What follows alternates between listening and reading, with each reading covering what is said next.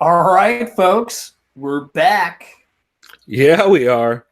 Also, I'm opening another Black House from Modern Times, the Nitro. Pretty good. Yeah, definitely solid beer. And you said that Cooking one's and with the everything. coconut. Yeah, it's It's good that coconut, it's coconut coffee and cocoa. It's pretty good. good that it's 5 o'clock somewhere. Anyways, we're gonna go That's ahead and right. Or jump it's right into 9 this a.m. because I am strapped for time because I have work in about an hour and 30 minutes.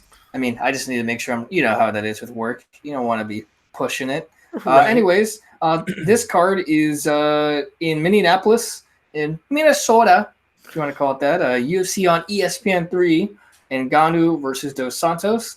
I'm going to go ahead and get right into this. First up is probably one of the worst cards, or one of the worst fights. Well, this card isn't too great either, if I'm honest. No. Yeah, no, it's one I of the. don't It's recommend.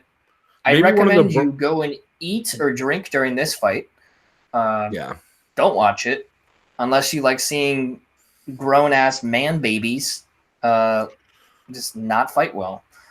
Junior Albino is going up against Maurice Green. I'm just going to go right off the bat and say I think Maurice Green's going to win this fight by knockout, by TKO, because Junior Albino gasses very easily. And he's not that good right now. I hope I wish him all the luck that he gets better. But I don't like him in this fight at all. Do you have any quick input before I get to the odds? I'm taking Albini by the ugliest decision of all time because I don't have any faith in the dude who's been winning via triangle off his back at heavyweight. Oh, yeah, that's a good point. So, So, you got decision? anyways, for those, yeah, no, I got TKO. I think Oh, that's right. Albini is going to sleep. What round? I'll call it round. I'm gonna call it round 2. Okay. It's going to be an ironic fight because for all the volume Albini doesn't throw, he's going to try to wrestle fuck the guy, then tire himself out, and then get caught in the second round. 100%. The odds: Maurice Green -112 to -104 of Albini. Alrighty then. Unofficially, Sounds of course, right. brought to you by BetDSI. Our next fight up we have is a women's strawweight bout. Let's clarify. Not really brought to you by DSI, by BetDSI. No, I said to use. Well, I said unofficially. I just said it really fast.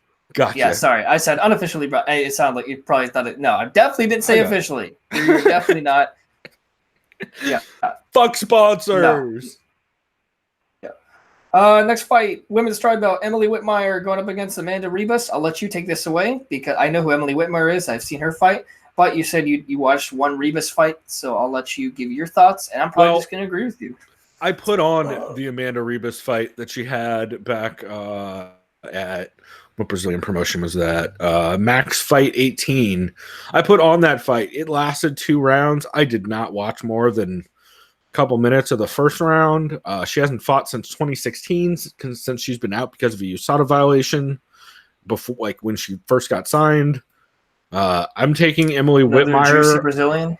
I mean, I'm taking Emily Whitmire off of just the competition she's faced, and she's actually looked improved in her last couple fights.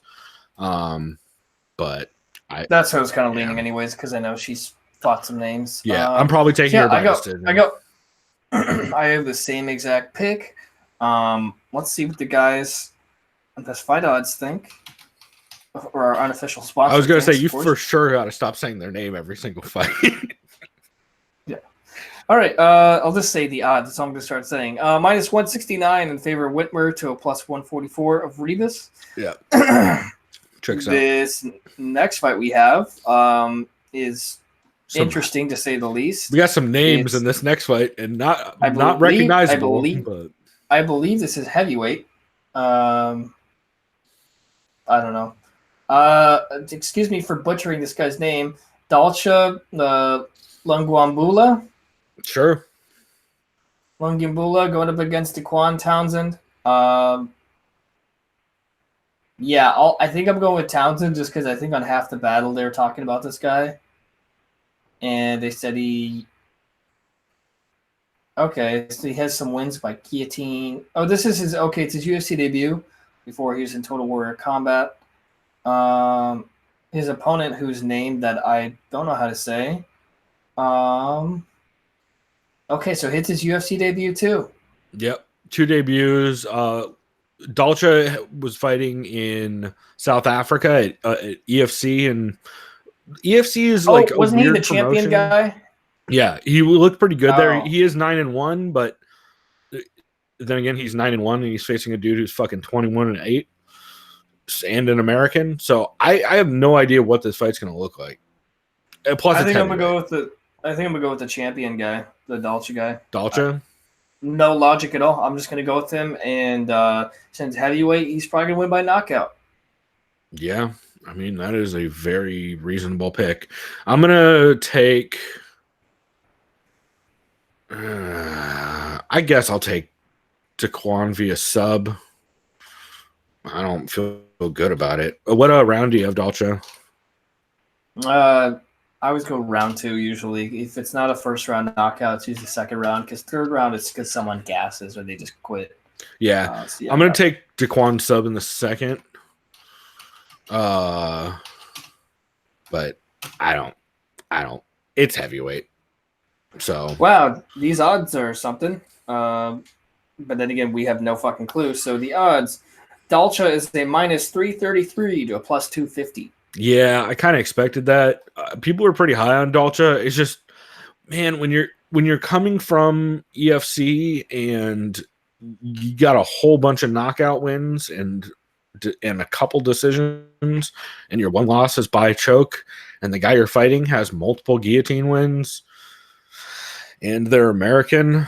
Man, it makes it tough for me to pull for the dude from Congo, but yeah, I'm taking Townsend with zero confidence. Next up, we have a men's lightweight bout between veterans Jared Gordon and Dan Moret. Both on a tough run lately. Yeah, I don't these fights. I don't know who the fuck to pick on like half this shit, to be honest. Yep. I'm just gonna go Jared Gordon, because last time I picked Dan Moret, he disappointed me when I think he had like I know he wasn't favored against Burns, but both these, yeah, I don't fucking know. I'm just gonna go Gordon. Oh shit! You know what? Oh, but they've both been knocked out. Yeah, I don't. Whatever. I'm going Dan Moret then, just because Gordon's been knocked out 2 times in a row, and that's never a good thing. So, all right. So you going Brett by knockout then? Yeah. You got a round on that? Round 2. Yep, checks out. How about you? I'm going to take Gordon in a decision. I think Okay. number one, Gordon is he's training out of Milwaukee, and Moret's training out of the MMA lab. I just feel like Jared Gordon, number one, I think the 2 fights he's had are arguably more or tougher competition than Dan Moret, although, to be fair, Gilbert Burns is a bad man lately. That motherfucker's been smoking dudes. But dude looks fantastic lately. Yeah, but also Jared Gordon's put together some decent wins in the UFC, whereas Dan Moret's 2 fights in the UFC are both losses. To be fair, though, he does have some solid wins in RFA back in the day and fought some tough motherfuckers. So I could see it going either way. I'm going to lean Jared Gordon via decision, though. Okay. Let's see. Also, have I mentioned I did zero? Oh, yeah, I mentioned I did zero tape study after watching half of Amanda Ribas's fight. I was like, I don't have time for this, and also I can't be bothered on this card. So go watch the MMA Vivisection or Half the Battle if you want a more technical breakdown. Let's see the odds on this fight. Wow, Jared Gordon -357 to a +275 Dan Moret. That is wider than I would have expected. Really wrong or really right. We'll see. We'll just see how Gordon's chin holds up. Next fight we have this guy who has like a gladiator name, Vinicius Mahia, going up against Eric Yaboy Anders, or Eric Andre, as we like to call him, as our podcast name. As I accidentally call him all the goddamn time. Yeah. Eric Anders has been through. Well, he probably shouldn't have lost to Elias. There's the Doro. Oh, I see what you did there. He definitely didn't lose to Leona Machida. Yeah, no, that was bullshit. But yeah, Thiago Santos, that's tough. Yeah, short notice too. That was Bangkok ready Roundtree. Fucking yeah, he was. He quite literally he was. That fucking Jesus Christ did that dude turn the corner. Yeah, and shouts out to Anders' chin. He got knocked down like 4 times and probably could have been stopped. Yeah, a lot of those times. Vinicius Maheda. I wish I knew who you were. I'm sorry, my friend. You've seen him fight twice. I know I have, and I always forget. Actually, you've seen him fight once because that was Contender Series Brazil, and I know you didn't watch that. Brazil. Maybe I should check myself for CTE symptoms, dude. I got a pretty short-term memory when it comes to some of these fighters. Dude, we all do at a certain point. You also had some wins in Super Fight League back in the day. I don't really know who I kind of leaning towards Anders just because his competition. Yeah. And his chin. So I'm going to go with him, and he hits pretty fucking hard still. Yeah, I'm going to take him as well. I'm going to take him via decision. I got decision as well too. Just because I think Vinicius is slick enough to be able to hang in there and not get just clubbed. Plus, Minifield, who he lost to last time out, is a fucking banger. Eric Anders, while I do think he's going to take this fight, definitely, I don't know if he's going to be able to put him away. Yeah. If he has like maybe some high output volume in the first round, I could see it. But other than that, yeah, if he comes out on fire, he might. But other than that, the odds on this: Eric Anders is a minus 357 to a plus 275 of Morhea. Next up, we have bantamweight bout between Ricardo Ramos and Journey Newson. That's right. Journey Newson is one of the best names. Is this Steve Perry from Journey? Dude, there were so many good Journey puns on on what was it? The Between Rounds Roundtable. They had some real good Journey references going on there. Yeah, so clearly Mr. He's Newson not going to stop believing. I already know. Yeah. Okay. Yeah. Fucking saw that one coming from a mile away. One of the greatest typical Journey has had some hits, but clearly I don't delve further into my taste for music. This is on the greatest white people hits ever. Yeah. No, it's definitely that along with Living on a Prayer, It's right next to Margarita. Anything with Bon Jovi.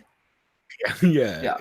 It's straight up karaoke, like old white person karaoke music. Someone brought up the point, is Bon Jovi the Nickelback of the 80s? And that's a very good point. Oh, that's so not nice to Journey. Journey was talented. No, I'm talking about they Bon Jovi. They could at least play instruments. I said Bon Jovi. Oh. Yeah, no, that's not far off, I would say. That's I'm telling you. They're not quite as annoying, but yeah. If you have to name your album Slippery When Wet to get attention, then yeah. I don't know how to really preview this fight. I don't fucking know. Yeah, I mean, I'm taking Ricardo Ramos because Journey's a literal last-minute replacement for Sergio Perez. Then I'll agree with you on that one. I'm probably taking him by decision. I got Ramos by decision just because a lot of the lighter weight fighters you don't see a lot of knockouts. Yeah. So the odds on this, all these odds are the same. Holy fuck! On they're these giant. Minus 333, to a plus 250 in favor of Ramos. Holy shit! A lot of these fights are last minute replacements. So good thing I'm not looking at the odds right now because I would literally just be like, all right, this guy, and I'd just be an asshole. Anyways, this next one though, I definitely know who I'm picking. It's a light heavyweight bout between Scotsman Paul. You're that high on Paul the Bear Jew. So someone did bring up the good point that I think he ends up beating a lot of undefeated prospects. in like in last minute fashion. I think. Tyson Pedro. Oh no, he lost to Tyson Pedro. Luis Enrique de Silva, I think, is literally the only one. Oh, then never mind. But he has gotten a lot of late triangles. He had the one against Ankalaev and the one against Njukwu. Okay, and Alonzo Menafield.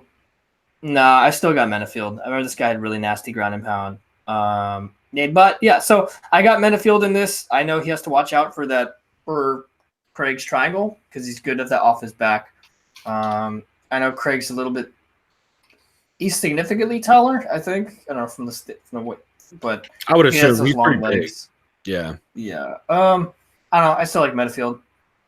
Paul Craig seems like a nice guy. I haven't really ever been impressed by his stand-up. Great off his back and could get in those last-minute submissions. But I think Menafield's going to knock him out clean, and it'll just be one of those where like where Craig's too dazed to even be able to kind of escape with any sort of submission attempt. So I like Menafield in this one.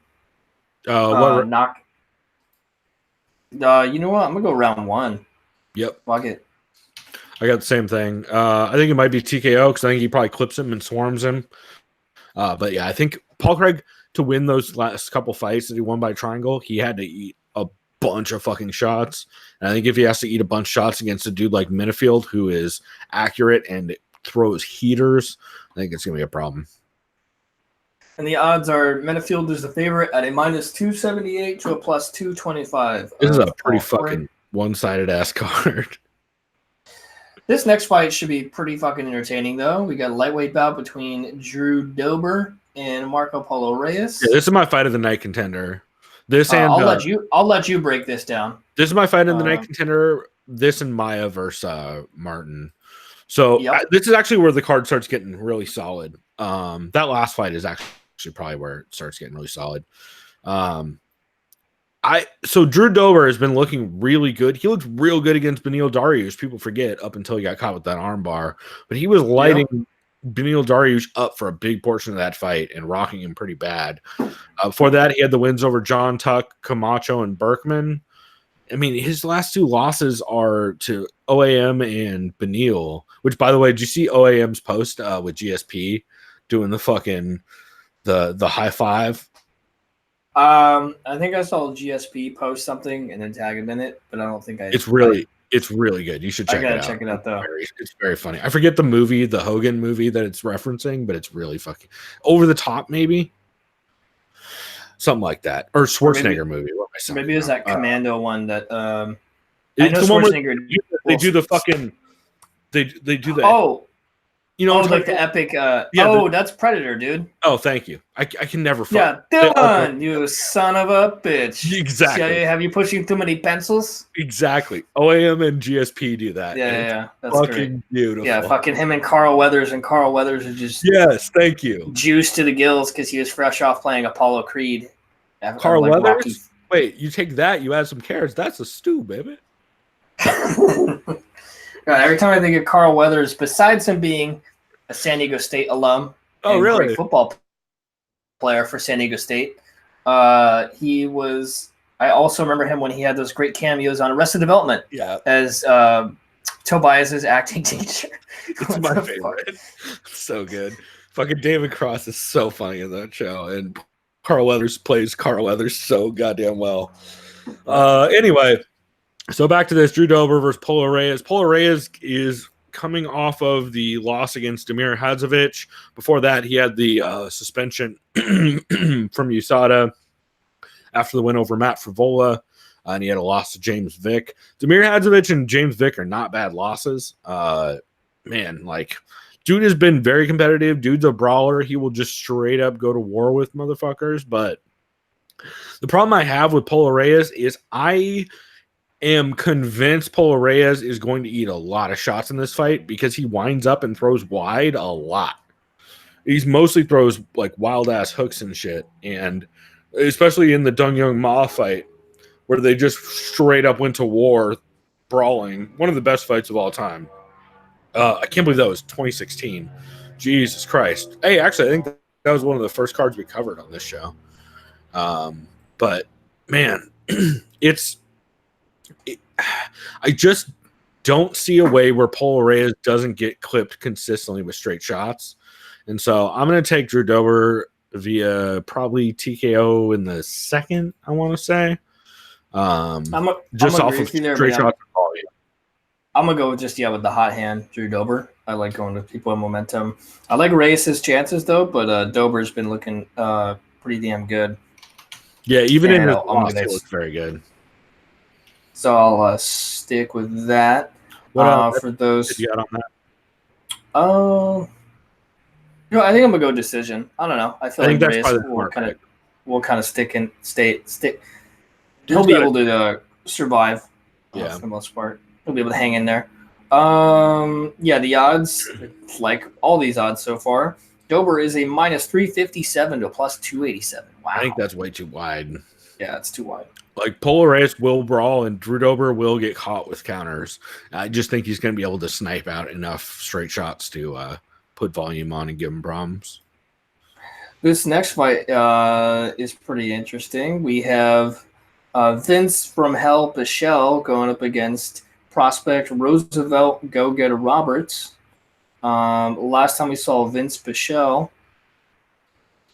Oh, yeah, he got arm triangle choked out by Gregor Gillespie. I hope we get to see Gregor fight against him. That dude is fucking monster. Yeah, I think Gregor likes to fight twice a year and, no more than that. Well, yeah, he's got to get time for his fishing, dude. Exactly. Damn, that sounds like I kind of want to get into fishing. It sounds like a really fun hobby. The problem is you don't want to have to deal with boats. Yeah. That's true. Having a boat is a pain. Yeah, exactly. Actually, I'd probably just do the pier fishing, bro. You know what I mean? Now we're talking. Yeah, it's easier. Then you have a fucking beer, you just sit down, just chill. Problem, you can't drink beer on piers in San Diego. Oh, yeah. Well, I'll figure something out. Yeah, just get a big old giant water bottle. Just get my hydro flask. That'll be smart. Yeah. Anyways, back to the fights. Vince Pichel, he lost his last fight against Greg Gillespie. No shame in that. Before they hit a couple impressive wins over Joaquin Silva. Roosevelt, I was about to say Danny Roberts, but no, Roosevelt Roberts. Last time he was home, he was on UFC on ESPN +8, where he won via decision against Thomas Gifford. I'll kind of let you break this down. All I know is Pichel hits really fucking hard. He's very high volume, likes to stand and bang.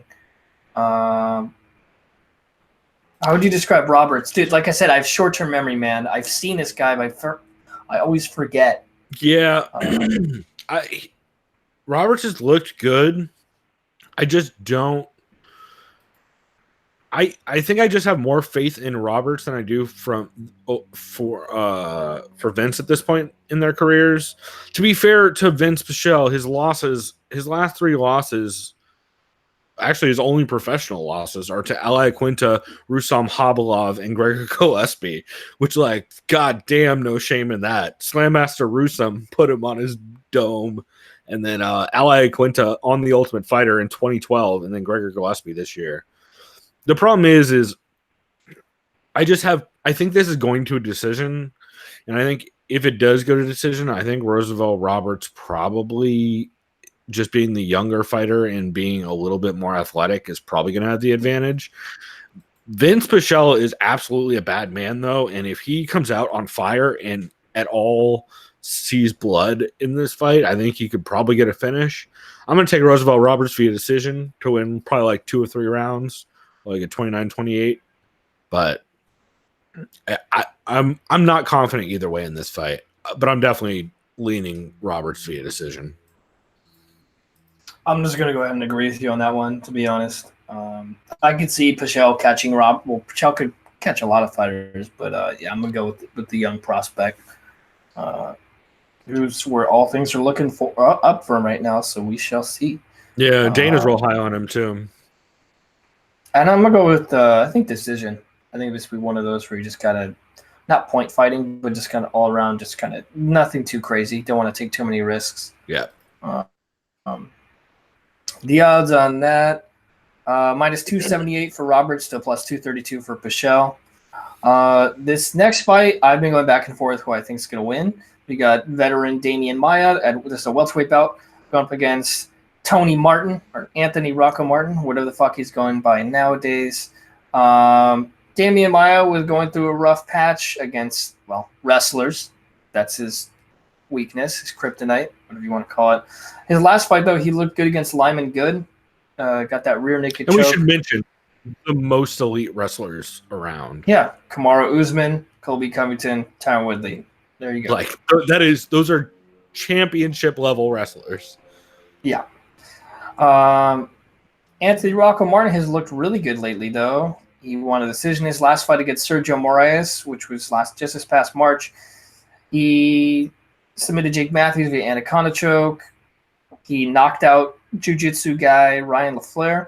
So I think just from the breakdown of somehow other people were previewing this, it's a matter of can Damian Maia get Martin's back? Because I think Martin is a jiu-jitsu black belt himself. I know there's levels to this shit, and I'm fairly sure Maia's a lot better than Martin, just absolutely pretty much every aspect, even though both are Maia's on the ground. Yeah, on the ground is what I mean. So yeah, I think this matters. Can Martin really wrestle him?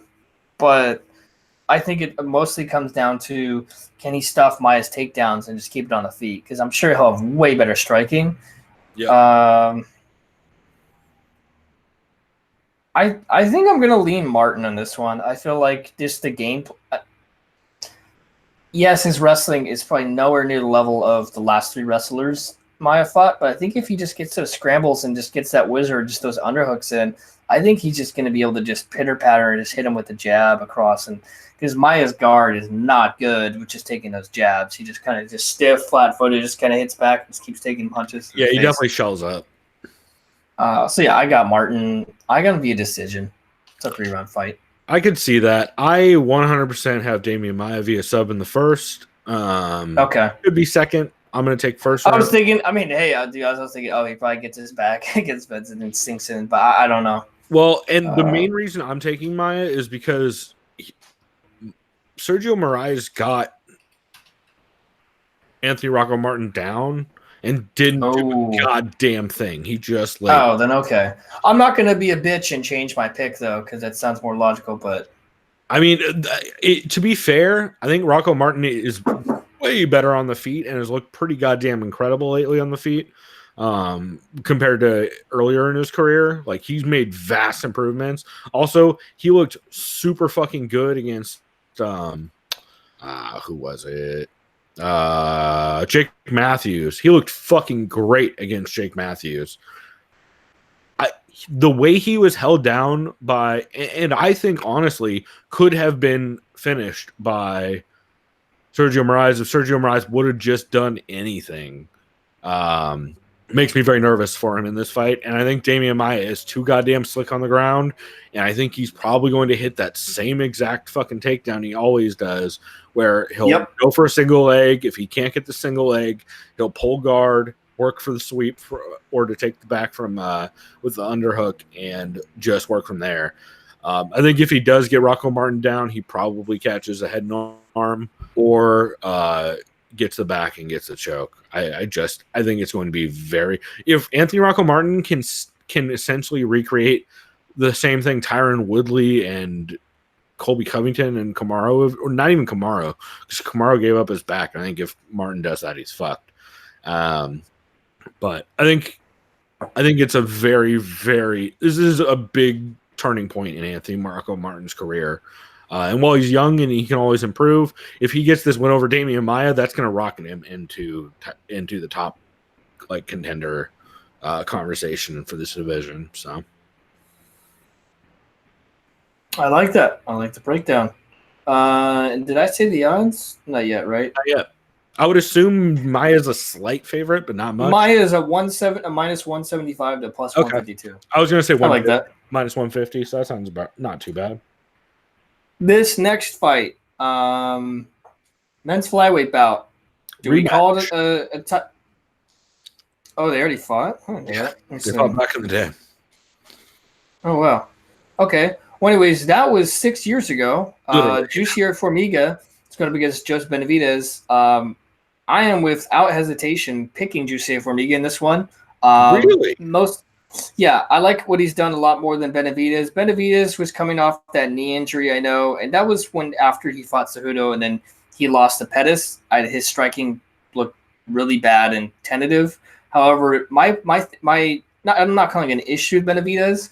I don't know where he's been training at, whether it's at Alpha Male or with Ban Ludwig. I have no clue. He's been training in Vegas. Okay. I forget with who, but he's been training in Vegas. Okay. I mean, he cross trains around a lot, but I believe he's. This is the thing, though. Yes. I'm going with Formiga. If Benavidez are to win, I would not. But dude, it's the fucking flyweight division. It's the most notorious division where you have like this ranked guy beats a top two. So it's the craziest MMA math division wise. This is nothing adds up. It's probably the closest to the end of the flyweight division too. Like this is essentially a interim title fight, but who knows if it pretty much is going to get a title. But yeah, I like Formiga in this. This is going decision. Benavidez is tough as shit. It'll be a very close fight. I could pick Benavidez in this too, but Benavidez is already talking about title shot. I don't like when fighters think ahead of their opponents, and maybe he's not, but maybe he's just having aspirations because I don't know how much longer Benavidez is going to be fighting. He also had that win over Henry Cejudo back in the day, which is another reason why he's talking about title shot. Which I kind of scored that for Cejudo, honestly, where actually it should have been a draw, at least in my opinion, but that doesn't fucking matter. Really I don't think I'll say this, I don't think anyone's beating Cejudo at flyweight right now in general. I don't think not how he's looked lately. So yeah, unless one of these guys can put on a performance of their lifetime, who knows? So yeah, I got Formiga by decision in this, but I think it's gonna be a very close, hard fought fight. So good luck to Benavidez. I think he could pull this off too. I could pick either one, but I like Formiga in this. I think it's going to be competitive. I'm taking Benavidez just because Formiga throws so fucking little volume, and I don't think he's going to do enough in the wrestling exchanges to compensate for that. Benavidez is going to put out more volume. Benavidez is going to land more strikes. So unless Formiga can either catch Benavidez with a shot or with a sub, good luck catching Joseph Benavidez with a sub. I think it's going to be very difficult for him to win a decision against a higher volume striker who, as far as I can tell, is a little more well-rounded on the feet. I just see it as a hard fucking out for Formiga. If Formiga can somehow out-wrestle Benavidez, I think that's his one way to victory. I think that's a very tall order. So I'm taking Benavidez via decision, but I'm interested to see what they both look like at this point in their career, because they're both at a very different point in their career than they were the first time when they fought. I agree. It should be interesting. The odds on this fight, they have Benavidez minus 127 to a plus 110 Formiga. So kind of what I figured. Yeah. Sounds about right. This next fight that brings us to the main event of the evening, got Francis the Predator Ngannou. Record of 13 wins, 3 losses. I think that name is not going to age well. Yeah, no. I just call him Francis. Everyone does. I mean, and there's that Reddit joke. Is who's going to show up? Is it going to be Francis or is it going to be Ngannou? Yeah. Right. Like he has some sort of duality with which kind of fighter shows up. He's going up against former heavyweight champion Junior Dos Santos. I'll be honest right now. I'm gonna just go ahead and say it. Francis Ngannou is going to win by brutal knockout, and it's going to be really bad. I'm not disrespecting JDS's skills. He's more of a skilled fighter than Francis as far as all-around mechanics. But that long reach of Francis, just like the long reach of Stipe, what that did and that jab to Junior, is not going to be good. The strike that Ngannou has never thrown in his entire fucking life, a jab. Well, that's true. He's just mostly known for uppercuts and winging around hooks. Yeah. So it's all and that's what, that's a good point you bring that up, because didn't he want to be a boxer? It's like, come on, dude. Your reach is like 83. You should have one of the best jabs in the division. Anyways, I'm still going with Ngannou. Mostly also because you should have known by now, his chin is absolutely insane. Ngannou's chin's ridiculous. Yeah, The amount of damage you've seen that Stipe fight against Stipe, yeah. Yeah, no, his chin is insane. Until Francis gets knocked out or caught clean, I'm going to keep picking him in these kind of style matchups because I just don't have any enough trust in JDS's ability to really wrestle with Ngannou. I don't. I'm sorry. I like JDS a lot, but I don't think this ends well for him. I think this is actually going to be another first-round knockout for Francis, and he gets that title shot that you can't deny him. That is the pick if you're picking Francis, his first-round knockout, right? Yeah, he's just going to just throw a goddamn fucking – not a Ford Escort. He's going to throw a fucking Mack truck. I don't understand why you would use the car Ford Escort when you could definitely pick a nicer car that weighs the same amount. Because Dana probably just drives nothing but crazy fast cars. He's like, oh, what's an SUV I can think of top of my head once that's a Ford Escort? Or he's probably like literally driving and saw one pass him, and then he's like, oh, weird. I can't find a Cadillac or a Maserati that weighs the same, so I guess Ford Escort. Also, it's named after my favorite kind of date. Yeah, he should have said. Speaking of that, and in lieu of that context, he hits like a Ford. No, I was gonna say he hits like a Hummer. Something I get all the time when I'm driving. Yeah, shouts out to the nice lady who was in the Colby Covington Blackjack video, who fucking dipped the second the camera showed up. That was pretty fucking great. Yeah. Anyway, all right. So I'm actually taking JDS in this fight with major hesitancy. So is this decision or is he getting like a TKO? That's what I'm trying to figure out. Or sub. I think he ends up on top. And I can see a sub. So here's the thing. I think for JDS to win this fight, he has to land leg kicks. But Francis Ngannou throws murder hooks and uppercuts every time as counters, and he's mostly a counter fighter. And that's a fucking problem against leg kicks because that is a great counter to leg kicks. So it's a matter of, can JDS set up leg kicks well enough to not get murdered with a hook or an uppercut? Because it only takes like 3 or 4. He throws the calf kicks real fucking slick and real hard. He does. He was fucking up Stipe's leg. It fucked up a lot of people. Derek Lewis too. It's just a matter of, does JDS actually land them without getting mauled with a counter? I think if he does start landing them, he probably can start setting up either takedowns or just chewing up Francis to the point where Francis ends up on his back. And at that point, it's a question of whether I think JDS can get a sub or a KO. I think I'm actually going to take JDS via sub in the third. I like that pick. Mostly because I think if he can get out of the first round, I think he will start lighting up Ngannou in the second. And by the third, I think if Ngannou eats enough leg kicks, which is like 5 or 6 from JDS, I think he will eventually end up on his back at a certain point, either from exhaustion or from damage to the leg. And at that point, I gotta imagine JDS, especially with Francis talking shit about his black belt in jiu-jitsu, gotta imagine JDS just gets on top and subs him. Because Stipe probably could have subbed Ngannou if he went 4 subs, but instead he just punched him in the fucking head the entire time.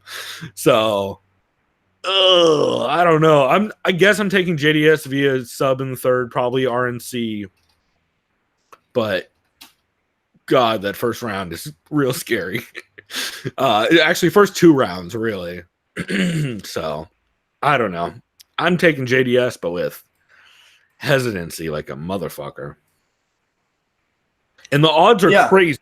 I can't believe Francis Ngannou is such a fucking big favorite. That's insane to me. Yeah, I think the odds, what were they? It was like -2. I think it was a -222 to a +186. That's insane. I would think it would be like -150 max. Yeah. Because if JDS gets out of the second round, Francis loses his fight.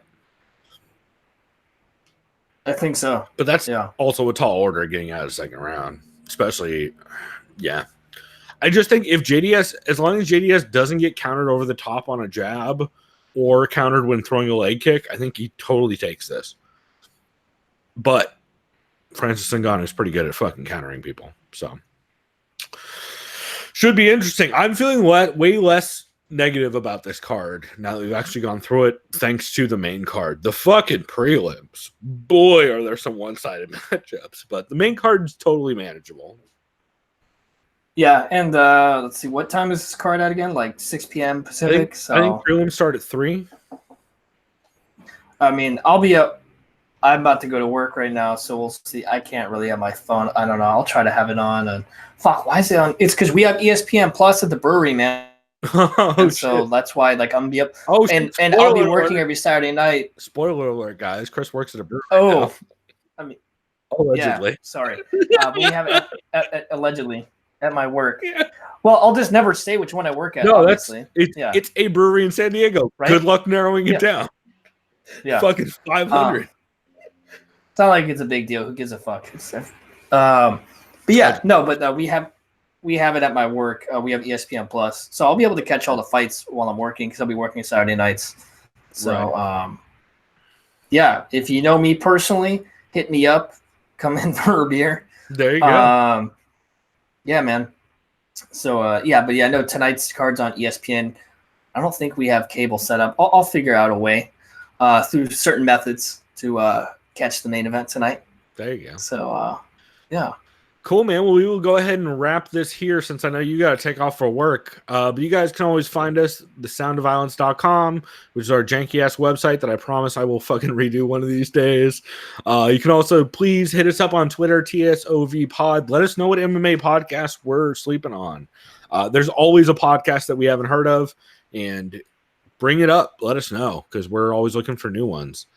Other than that, big shouts out to Sean Sheehan for the love, and anybody who came over, thanks to the Submission Radio shout out. I appreciate it. Hopefully you guys enjoyed it. So we will be back next week with, is that 239 next week? On the 6th, right? I think so, right? Yeah. Yeah, the pay-per-view. Jones, Santos, good card. Masvidal, Askren, Holly Holm. Yeah, that's a good card. It's a super good card. There's some bomb ass fights on that. So look for that. And in the meantime, everybody go play the Power Hour drinking game with Ali Spagnola. All those songs are free on the website, in the link in the description. Everything we talk about is in the description for the episode on wherever you listen to this, aside from YouTube. And so check that out. And until next time, everybody, go do something decadent. We out. Bye.